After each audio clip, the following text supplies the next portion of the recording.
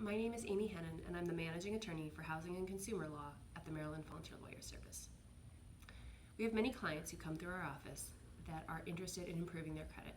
Maybe they've been through a bankruptcy, maybe they've been through a foreclosure, or maybe they just generally want to improve their credit. This is a perfectly reasonable and understandable thing to want to do, though I do generally encourage clients to not think of credit and their credit score as the be-all and end-all of who they are as human beings.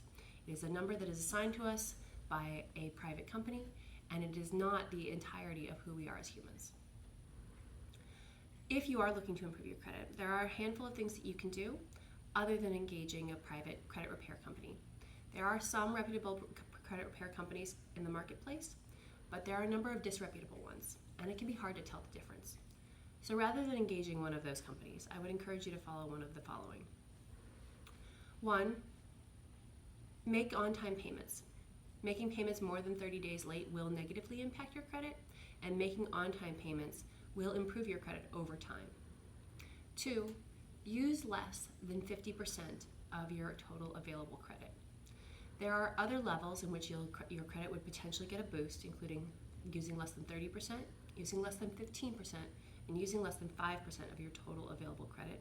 But in general, you should stay under 50% utilization to improve your credit.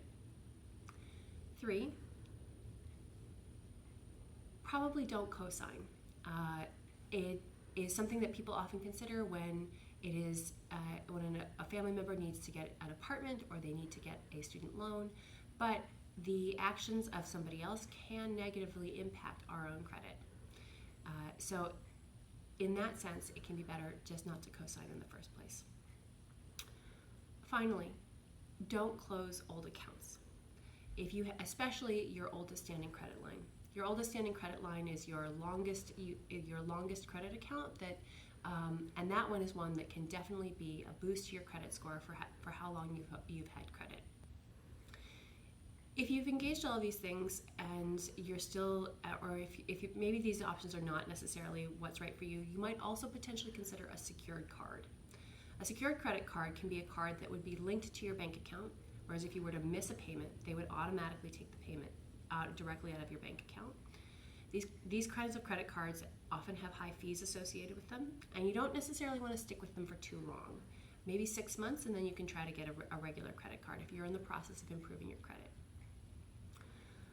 On the whole, I would encourage you to remember that credit and credit scores are not entirely who we are as people, but if you're looking to improve your credit, I hope that this has been helpful.